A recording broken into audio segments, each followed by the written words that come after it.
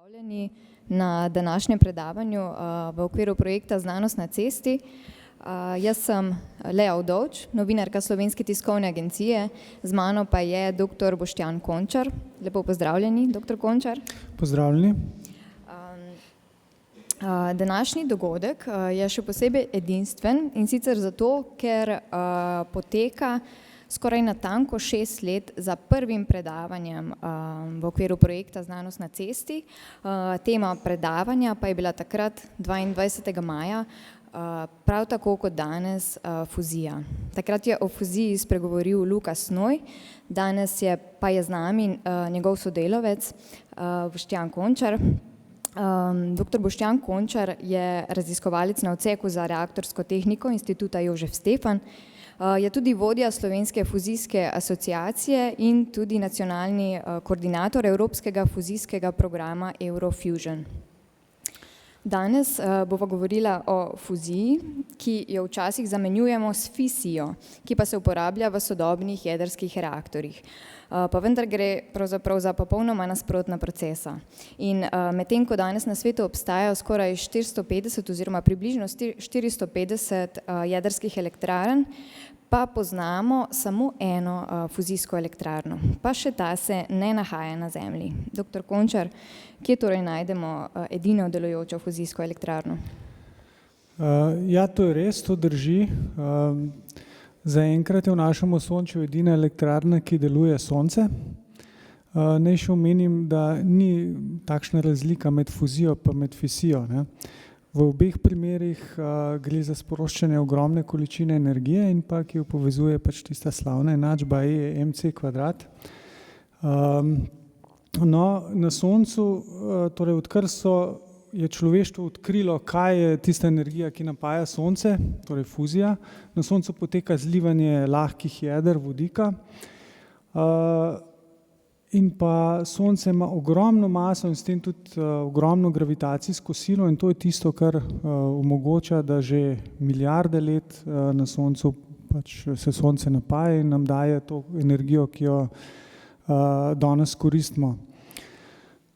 No, seveda pa si na Zemlji ne moremo privoščiti teh milijard let, ki bi bile potrebne za zlivanje teh vodikovih jeder, niti nimamo razkošja ogromne gravitacijske sile, ki jo premore Sonce, zato smo si morali, ali pa so si znanstveniki v preteklosti morali izmisliti nekaj drugega.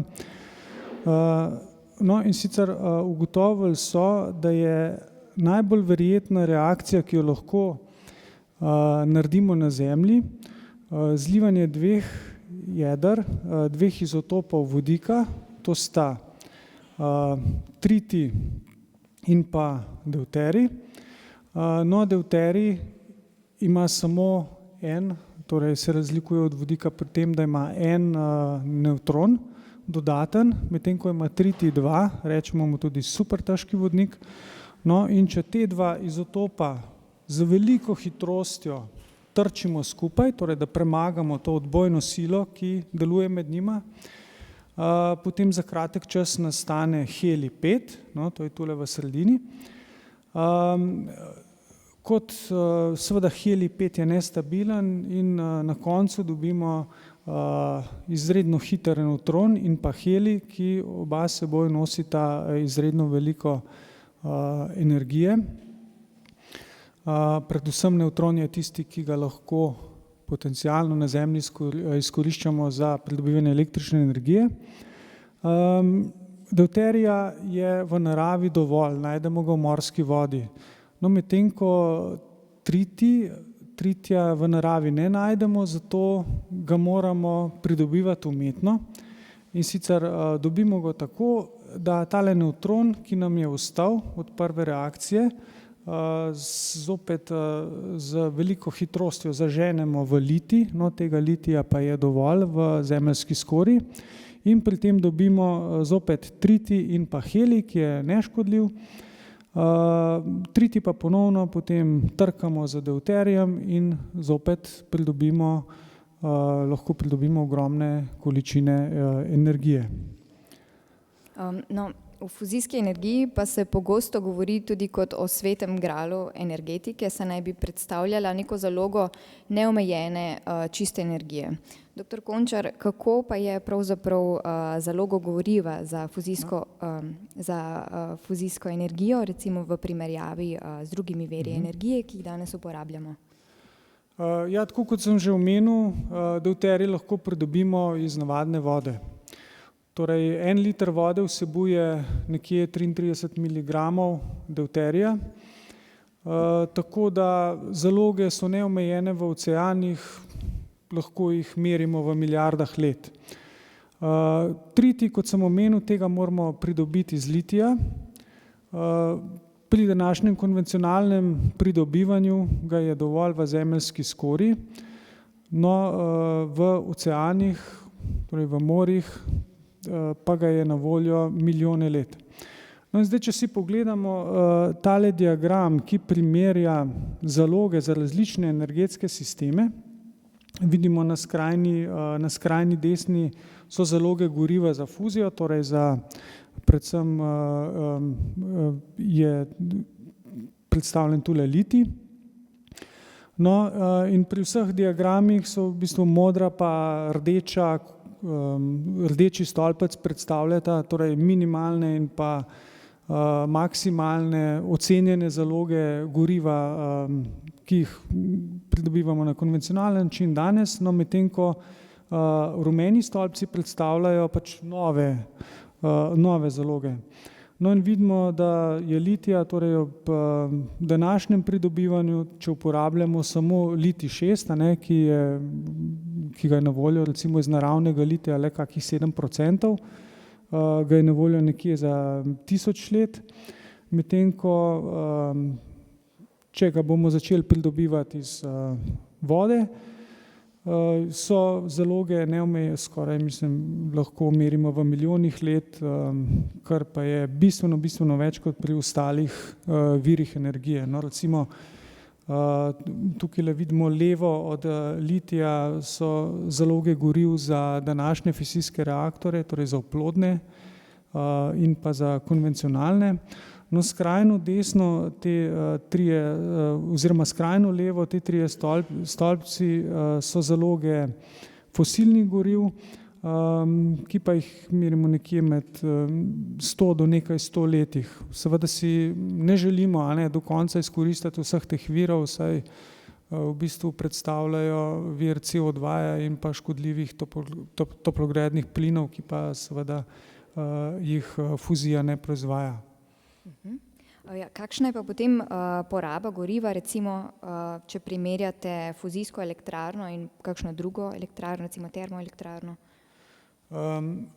No, to je ravno tista sladka stvar pri fuzijski energiji oziroma ta najbolj zanimiva zadeva, ki vleče človeštvo, da začne pridobivati električno energijo na ta način. No, tu je predstavljeno v bistvu potrebe po električni energiji za povprečnega Evropejca v 60 letih. Zato bi bilo povsem dovolj recimo 1 kad vode, dovolj deuterija v tej količini, in pa litij, nekaj gramov litija, kolikor ga je v eni bateriji prenosnika. No, če to primerjamo recimo z premogom, ki ga porabimo za pridobivanje iste količine energije iz termoelektrarne, to pomeni 110 ton šoštanjskega lignita, na primer. No, ideja fuzije je pravzaprav nastala že približno 100 let nazaj, ko je bila fuzija prvič opisana, in vse od takrat si nekako znanstveniki prizadevajo, da bi jo ustvarili tudi na Zemlji. Vendar pa v teh 100 letih še nismo uspeli priti do fuzijske elektrarne. Zakaj ne? Kakšni so izzivi in zakaj je fuzija pravzaprav tako težka? Ja, zadeve kljub vsemu niso tako lepe, kot so videti na prvi pogled. Namreč na Soncu poteka fuzijska reakcija v središču Sonca, kjer je 15 milijonov stopinj Celzija. Sonce ima ogromno gravitacijo, torej seveda tudi na Zemlji imamo nekaj gravitacije, ampak niti približno ne toliko kot na Soncu. To pomeni, da moramo, če želimo na Zemlji doseči reakcijo med deuterijem in pa tritijem, moramo dosegati celo 10-krat višje temperature, kot so pa v središču Sonca, to je od 100 do 200 milijonov stopinj Celzija. No, ampak to so raziskovalci v zadnjih, bom rekel, 50 letih uspešno prebrodili, tako da to sploh ni problem doseči tako temperaturo. Predvsem je večja težava, torej doseči omejevanje, zadostno gostoto delcev, zadosten čas, da poteče fuzijska reakcija. No in pa način, kako sploh to naše gorivo zadržati na mestu.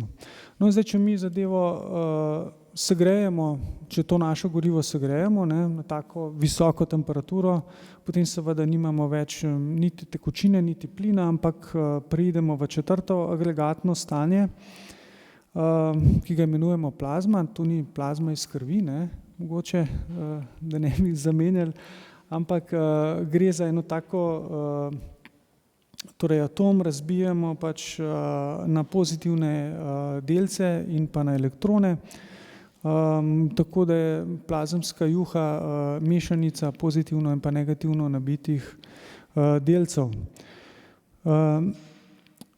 No in seveda lahko si predstavljate, torej te delci šibajo na vse strani in torej na Zemlji nimamo takšnega materiala, ne moremo zgraditi takšne posode, da bi lahko zdržala tako visoko temperaturo.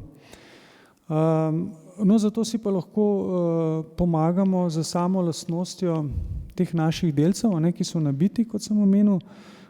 Če te delce spustimo v magnetno polje, bodo seveda ubogali magnetno polje in se bodo lepo zvijali okrog magnetnih silnic po neki vijačnici, tako kot je prikazano na sliki pač levo zgoraj. Aha, tule, ja. No in seveda podobno magnetno polje lahko ustvarimo s preprosto tuljavo, skozenj spustimo električni tok in v sredini se bo vzpostavilo tako lepo homogeno magnetno polje. No in seveda tako vidimo težavo, delci, če ne bojo pač, ne morejo uiti skozi stene tega magnetne tuljavce, seveda tako vidimo, da na koncu pa uidejo ven, Zdaj to rešimo tako, da enostavno tole naše magnetne polje sklenemo v nek tak obroč, v torus, in tako dobimo razmeroma dobro magnetno, bom rekel, magnetno zadrževanje.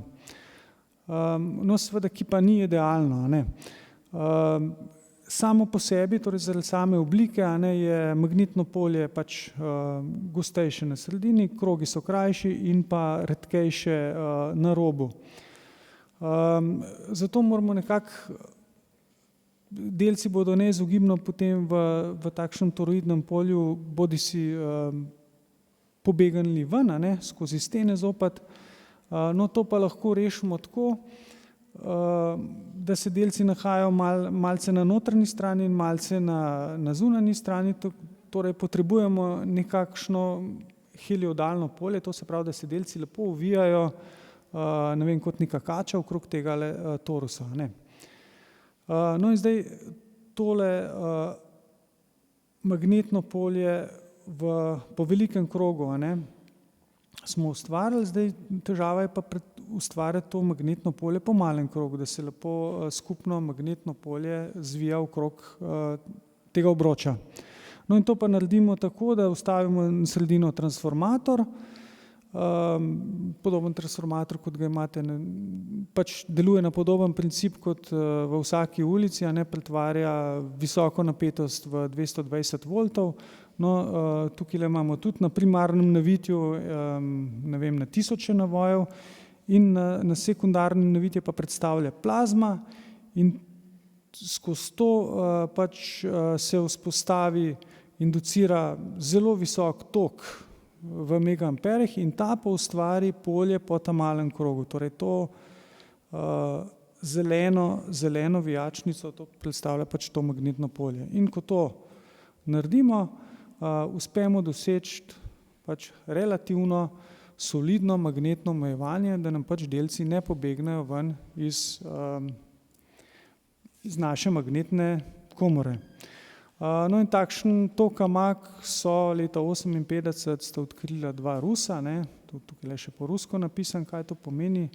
Toroidalna kamera z magnetnimi katuškami, to pomeni pač toroidni obroč z magnetnim omejevanjem. No, in ta naprava, torej tokamak, predstavlja pravzaprav nekakšno srce fuzijskega reaktorja, je trenutno tehnološko najbolj dovršena naprava in je zato tudi vodilni kandidat pravzaprav za proizvodnjo fuzijske energije. Kaj pa so vsi ti sestavni deli tokamaka, ki nekako omogočajo, da pravzaprav deluje, da proizvaja fuzijsko energijo oziroma da zadržuje pravzaprav plazmo, v kateri poteka fuzijska reakcija? Ja, zelo na hitro takole izgleda pač današnji fuzijski reaktor, v osrčju katerega, torej tole je pravzaprav tale tokamak, prerezan. Zdaj glavni sestavni deli so seveda zunanji zadrževalni hram, ki mu rečemo kriostat, to je taka kovinska posoda.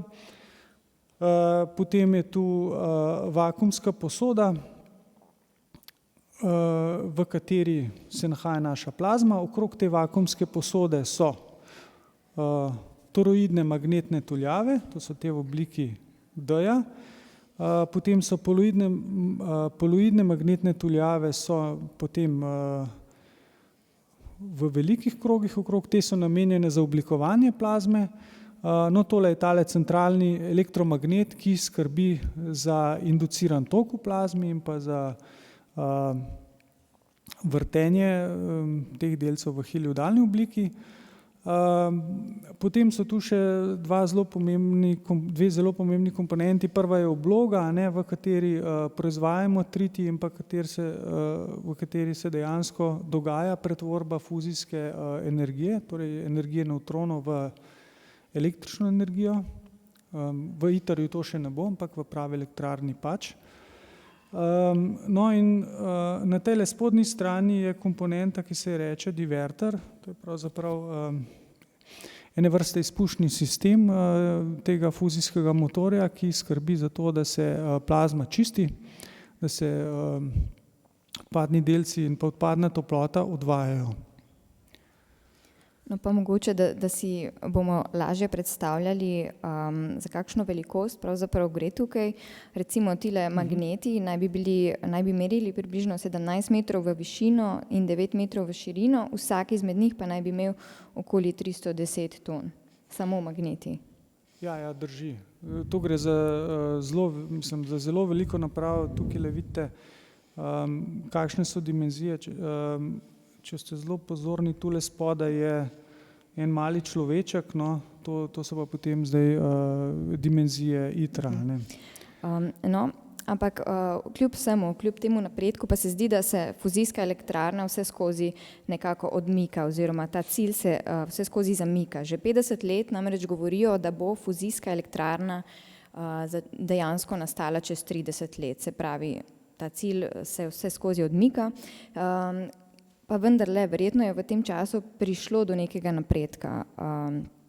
Doktor Končar, kakšen je napredek, ki smo ga nekako v zadnjih desetletjih doživeli na področju fuzijske energije? No, malo za šalo, malo za res, to samo pomeni, da je razvoj fuzije zelo stabilen. Torej, če že 30 let govorimo o tem, da bo. No, pa pojdimo k stvari, zadeva sploh ni tako črna, kot zgleda. Recimo tule je predstavljen na modri, torej ta modri diagram predstavlja razvoj fuzijske moči po letih. Ta rdeča črta pa predstavlja recimo razvoj povečevanje procesorske moči računalnikov po letih, a ne. In vidimo, da se je recimo procesorska moč se podvoji recimo torej vsaki 2 leti, medtem ko se moč fuzijskih reaktorjev podvoji na še hitreje, torej na 1,8 let. No in zdaj smo dejansko res zelo blizu, še vedno so tu, a ne, spet bom rekel 30 let do fuzijske elektrarne, ampak ne bomo v letih. Torej pri največjem tokamaku do zdaj, ki se mu reče Joint European Tokamak, to je evropski tokamak, ki se nahaja v Veliki Britaniji, so dosegali moč 16 megavatov, kar se mogoče za razmere elektrarne zdi zelo malo. Ampak bistven dosežek je ta, da smo relativno torej blizu te dovedene moči za gretje plazme. Pri jetu je bilo to že nekaj več kot 60%, a ne. No in pa omeniti je tu potrebno tudi najdaljši puls, ki je bil dosežen v tokamaku Tore Supra. To je sicer manjši tokamak, ampak je že opremljen z superprevodnimi magneti. Ta puls je pa bil 6 minut, a ne. Torej v primerjavi z začetki, ko so dosegali, ne vem, milisekunde pa mikrosekunde, je to ogromen skok. No, omenili ste že, da nastanek prvega tokamaka pravzaprav sega že v leto 1958. Danes pa jih je na svetu delujočih približno 40. Nahajajo se v ZDA, Japonski, Kitajski, Južni Koreji, pa tudi v Evropi. In največji, kot sva že rekla, je JET, ki se nahaja v Veliki Britaniji. Kakšna pa je vloga JET-a? No, to drži nekje od, bom rekel, konca 80-ih let naprej je Evropa počasi prevzela vodilno mesto pri razvoju pač fuzijske tehnologije. No in tako je bil takrat tudi zgrajen Joint European Torus, kjer sodeluje nekako 40 evropskih laboratorijev. V njem je bila dejansko izvedena prva fuzijska reakcija z deuterijem in tritijem tam leta 1991. Največjo moč so dosegali leta 1997, 16 megavatov. No, trenutno je to pravzaprav edini tokamak, ki lahko obratuje z deuterijem in pa s tritijem. Če pogledamo tale graf, v naslednjem letu se predvideva naslednja reakcija med deuterijem in pa tritijem in sicer se pričakuje, da bodo dosegali podobne moči, kot so jih dosegali leta 1997 ali morda celo nekoliko višje. Obratoval pa bo tam nekje skoraj 10 sekund. No. To je pa kar veliki, bom rekel, skok v primerjavi z letom 1997, kjer so to podobno moč dosegali vzdrževali le nekje 1 sekundo. No, zdaj, kar se velikosti tiče, a ne, tule vidite, da je približno velikost človeka, ne, premer tega tokamaka je nekje 3 metre, volumen plazme noter je 80 kubičnih metrov. No in če zadeva obratuje z deuterijem in s tritijem, to pomeni, tritij je vendarle radioaktiven, tega se treba zavedati, zato je vzdrževanje in pa vsi posegi so predvideni z daljinskim upravljanjem. No. Pa mogoče, če pokažem, koliko je v tistih časov tudi napredoval tehnološko razvoj. No, tukaj vidimo en primer recimo menjave ploščic spodaj v divertorju, tako da ena kača z potrebnimi orodji in pa s komponentami pride iz ene strani tokamaka in potem je pač ta druga roka, s katero pa upravlja tale operater, ne. In on ima v bistvu na razpolago, vidi pač virtualno sliko in pa dejansko sliko. in potem na ta način, torej brez da bi držal kakršenkoli izvijač v roki ali kaj podobnega, potem zagrabi tisto komponento, jo postavi na ustrezno mesto in pač privijači kot je treba, ne. Torej, ti roboti služijo nekako večji varnosti delavcev. Kakšna je pa pravzaprav varnost nekih fuzijskih reaktorjev, recimo, če pogledamo neke odpadke ali pa če pride do kakšne nesreče, kakšna je varnost recimo v primerjavi z nekimi jedrskimi reaktorji, ki jih poznamo danes? Ja, seveda fuzijska elektrarna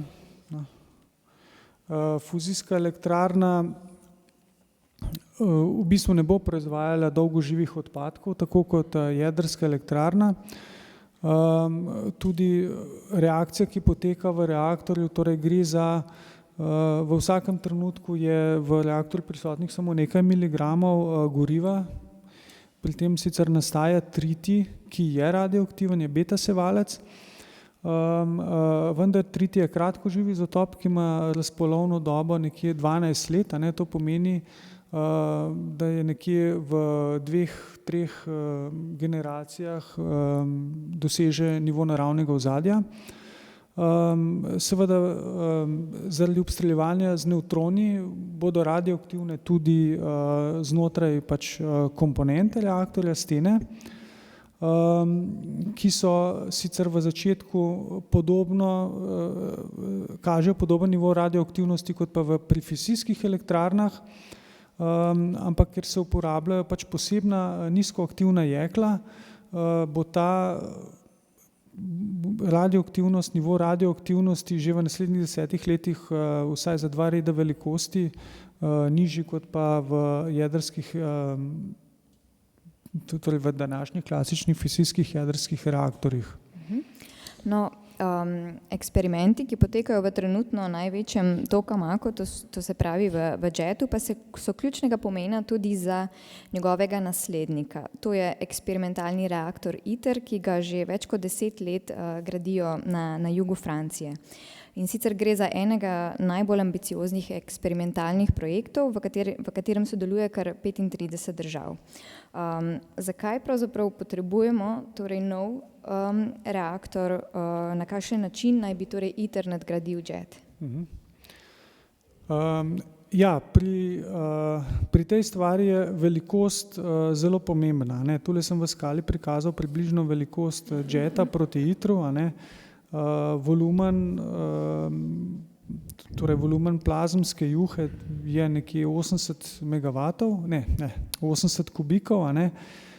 Pri ITER-u pa bo 10-krat večji, tam nekje 800 kubikov. No in seveda površina pa se ne bo toliko povečala, ne. In to je tako kot pri, ne vem, ali imate en lonec juhe, a ne, se bo seveda bistveno počasneje ohlajal kot pa juho, ki jo imate na krožniku. Tako da ITER bo zelo pomemben predvsem zato, ker bomo prvič dosegli moč, ki bo večja od moči, ki bo vložena za gretje plazme. In sicer po predvidevanjih bo ITER dosegal 10-krat večjo moč, zelo bistveno tukaj pa je, da bo prišlo do samovžiga plazme, to pomeni, da se bo fuzijska reakcija sama vzdrževala in bomo lahko izklopili zunanje gretje. To se pravi, moč ITER-ja, predvidena fuzijska moč je 500 megavatov, pri čemer bomo za gretje porabili 50 megavatov. No, gretje z delci alfa, torej z helijevimi delci, pa bo prineslo 100 megavatov, to pa bo zadoščalo za samo vzdrževano plazemsko, torej fuzijsko reakcijo. No, na naslednji sliki pa imate že gradbišče ITER-a, če nam lahko malo razložite, kaj pravzaprav vidimo na sliki. No, takole izgleda, torej takole gradbišče izgledalo pred približno 3 leti, ne. če na hitro predstavim, kako tole izgleda. No, za tem modrim krogom je označen kompleks tokamaka, tam, kjer bo stal tale tokamak, ne. To izgleda tako, kompleks tokamaka bo obsegal 7 nadstropij, od tega bosta 2 pod nivojem zemlje, 5 nadstropij pa bo pač nad nivojem zemlje, vse skupaj v bistvu stoji na 500 protipotresnih nosilcih, to je zelo masivna zadeva.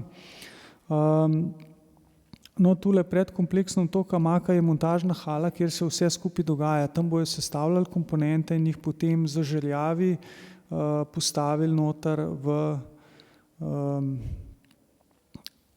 torej na ta kompleks tokamaka, sem bojo postavili magnete, vse pač potrebne sisteme za segrevanje plazme, torej zadnja je sestavljalnica kriostata.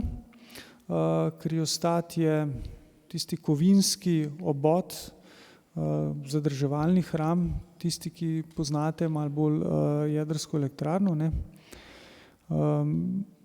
No, potem je tu še hala za proizvodnjo magnetov, tule povsem zadaj, 400 kilovoltno stikališče za napajanje, kriotovarna, v bistvu pomeni tule noter bojo sistemi za hlajenje superprevodnih magnetov in ostalih komponent, ki zahtevajo hlajenje s helijem. No, zdaj pa, če se preselimo marec leta 2019, vidimo, da gradnja precej hitro napreduje.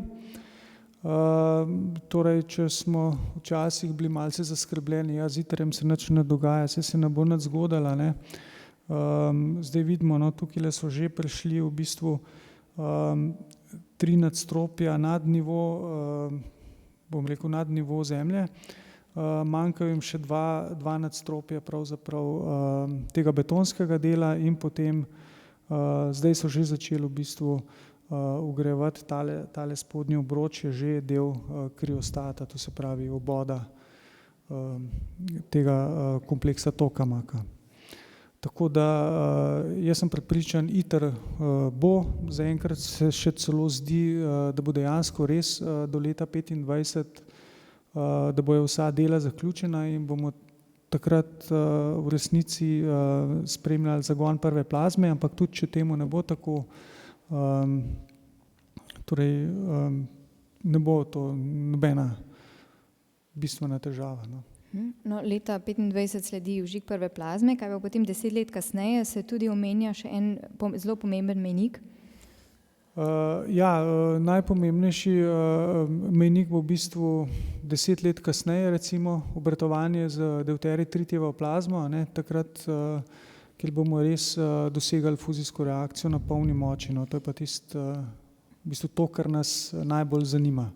Takrat ne bi dosegali te velike moči, ne. In takrat naj bi res prvič dokazali, da je mogoče s fuzijo pravzaprav kontrolirano pridobivati velike količine energije. Tako JET kot tudi ITER pa sta še vedno samo, če se lahko tako izrazim, eksperimentalna reaktorja, s katerima bomo poskušali pokazati, da je fuzija sploh možna. Kaj pa torej fuzijska elektrarna? Kakšen je torej ta korak od ITER-a k elektrarni? Ja, drži. Zdaj, no, kaj je tole zdaj?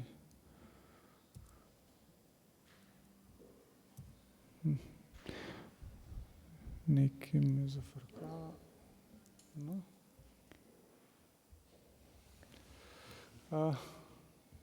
No, kakorkoli. Očitno imamo malo težav, no. Ne vem sicer, zakaj se je tole zgodilo, ampak kakorkoli že, ITER je dejansko res eksperimentalni reaktor, torej v ITER-u ne bomo proizvajali še električne energije. V ITER-u se bo predvsem demonstriralo torej tista fizika, da je možno s fuzijo pridobivati več energije, kot pa jo vložimo za gretje. Tam se bodo tudi testirali torej komponente za oplodno oblogo, tam, kjer se proizvaja tritij. No, medtem ko do fuzijske elektrarne pa kljub vsemu še potrebno prehoditi kar nekaj korakov. Zdaj smo tule, ne. Takole, okej.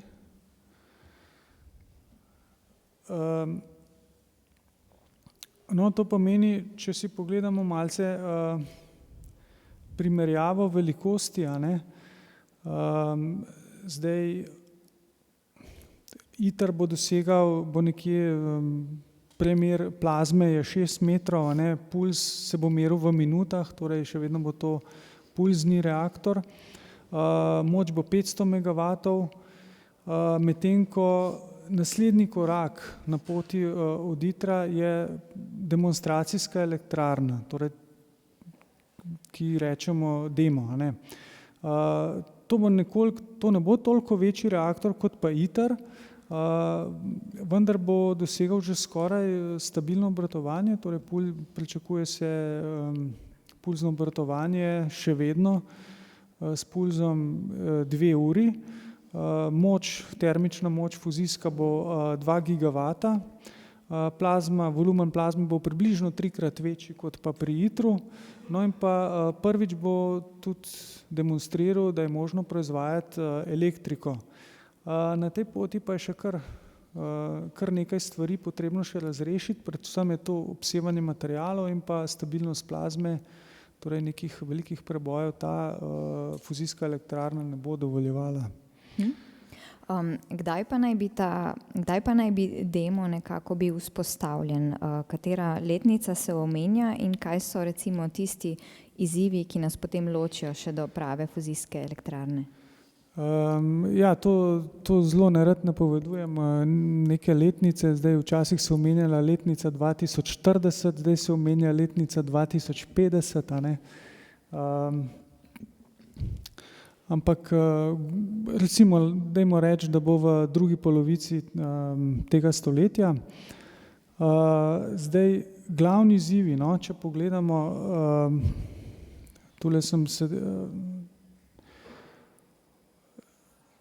sem označil mejnike, ki smo relativno, torej ki smo jih že dosegli, a ne, to 10-krat višja temperatura na Soncu, sisteme segrevanja imamo, to dejansko danes ni več problem, zadrževanje goriva pri visoki temperaturi tudi ni več problem.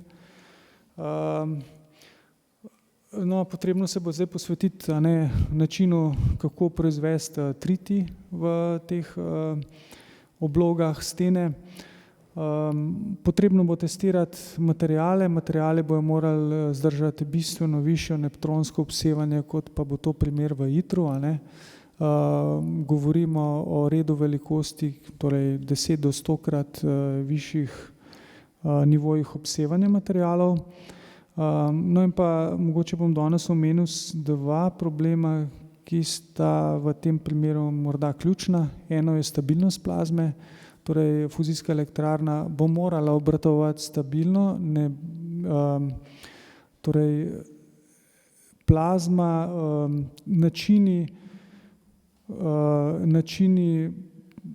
blaženja stabilnosti, kot jih poznamo v ITER-u pa v današnjih tokamakih, dejansko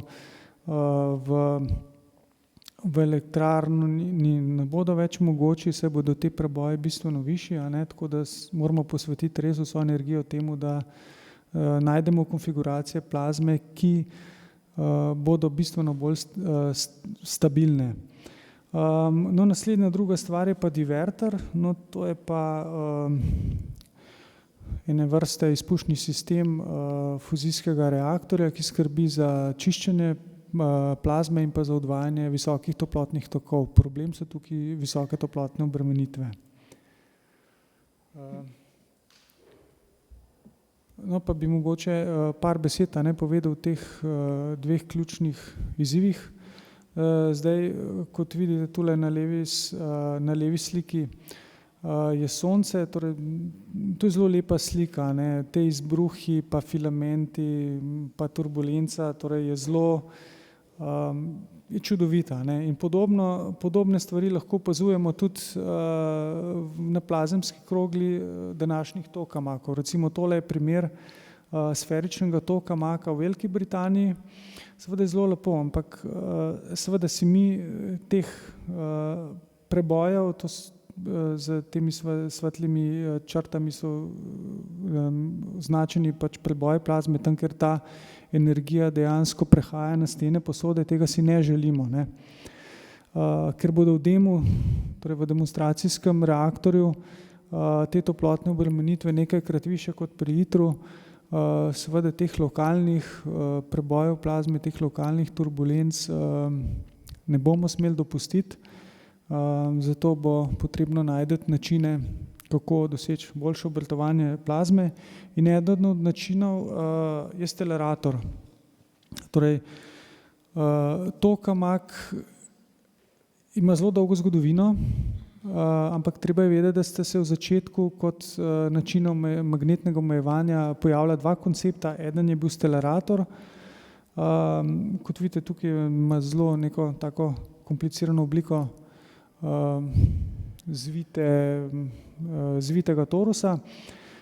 No, in kaj je specifika tegale steleratorja je, da dosežemo omejevanje samo z zunanjimi magneti, torej brez tega, da induciramo tok skozi plazmo, kjer samo po sebi pomeni dodatno nestabilnost.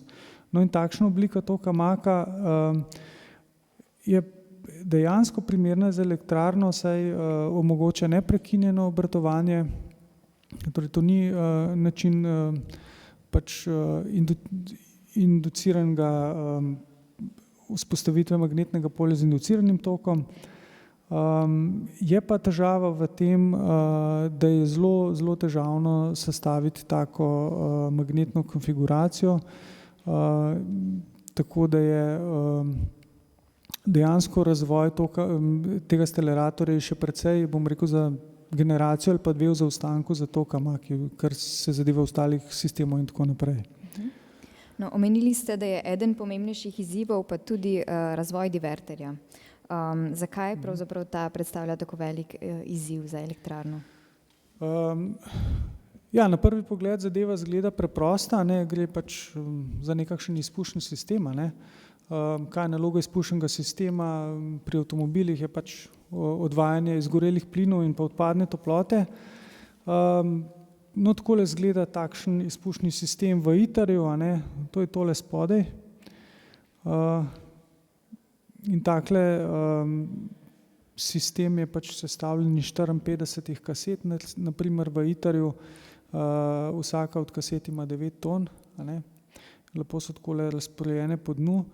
No, in težava je v toplotnem toku, ki dejansko v površinskem toplotnem toku, ki zadeva ob tele tarče diverterja. Zdaj, kako to rešujemo, a ne?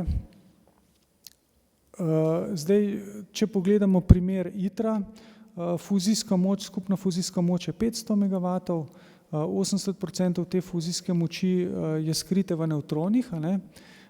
In te nevtroni pač ne vidijo magnetnega polja in potujejo v vse smeri in se deponirajo potem v stenah posode, in to je tista koristna energija, s katero lahko proizvajamo elektriko. No, medtem ko ostalih 100 megavatov je seveda potrebnih, da to je moč, ki jo proizvajajo alfa delci, helijevi delci. Ta je zelo koristna, ker nam vzdržuje plazmo. Ti delci pa so v bistvu, jih omejuje, so lepo zaprti v to našo plazmo v magnetnem polju. No, in problem je, ko pa jih vodimo ven, diverter je koncipiran takole, da v bistvu mi ne želimo, da nam te delci tolčejo ob stene posode tule naokrog, ampak vse skupaj vodimo v diverter, to je ta del.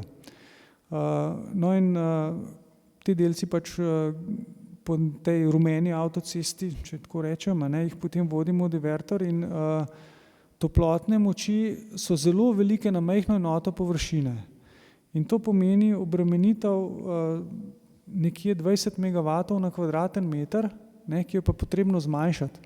In današnji materiali tega skoraj ne zdržimo, zato so pač eni trije načini, kako to naredimo, ne. Zelo preprosto lahko povečamo padni kot delcev, ne, da pod večjim kotom padejo na površino. Z vpihovanjem nekih inertnih plinov dosežemo, da se več toplote vdaja s sevanjem namesto z površinskim tokom. In pa, če še to ne pomaga, potem imamo pač neke drugačne alternativne konfiguracije plazme. No in kaj pomeni zdaj takšna toplotna obremenitev 10 do 20 megavatov, ne, recimo tukaj vidimo, no, sam trenutek.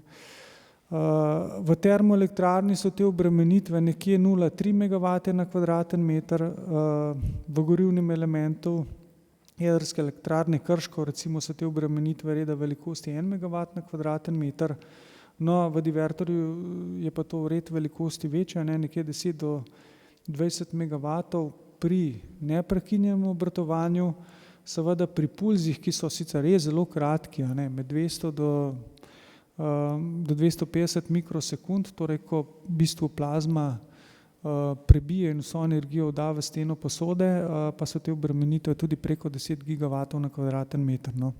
Zato ta reč predstavlja kar velik problem za elektrarno. No, vsi ti projekti, o katerih sva danes govorila, torej ITER, JET, DEMO, so izjemno zahtevni in kompleksni projekti, zato zahtevajo sodelovanje velikega števila znanstvenikov, raziskovalcev in med njimi so tudi slovenski raziskovalci in podjetja. Na kakšen način so, dr. Končar, slovenski raziskovalci pravzaprav vključeni v ta prizadevanja po fuzijski energiji?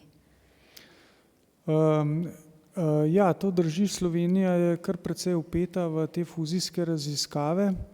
No, omenil bi nekako dva načina, ne. Eden so predvsem raziskave in pa znanost, drug način je pa dejansko sodelovanje pri tehnologiji ali pa, če hočete, pri gradnji ITER-a. In sicer kar zadeva raziskave, a ne, so vse združene nekako v okviru Slovenske fuzijske asociacije, katere glavni nosilci sta recimo Inštitut Jožef Štefan pa Univerza v Ljubljani, predvsem naj tu omenim Fakulteto za strojništvo glede univerze, Fakulteto za elektrotehniko, pa tudi glede izobraževanja Fakultete za matematiko in fiziko. No, potem sta tu še Kozilab in pa Inštitut za metalne tehnologije. No, medtem ko je Kozilab tudi vključen kot dobavitelj oziroma kot dobavitelj storitev za ITER. No, kar se tiče raziskav, seveda vse poteka v okviru nekih mednarodnih sodelav, tako da so vsi raziskovalci iz različnih laboratorijev vpeti v različne sodelovanja z evropskimi ali pa ostalimi japonskimi, ameriškimi ali pa kitajskimi laboratoriji.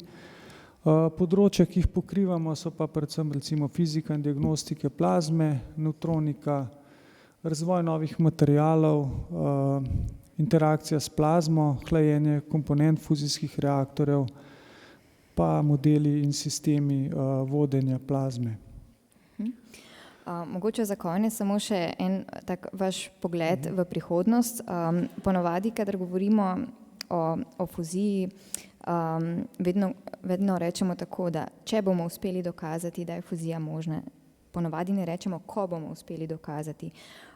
Zdaj, veliko tudi skeptikov, ki menijo, da nekako se ta ideja sploh ne bo uresničila. Kakšen pa je vaš pogled v prihodnost? A obstaja realna možnost, da fuzijske elektrarne nikoli ne bo?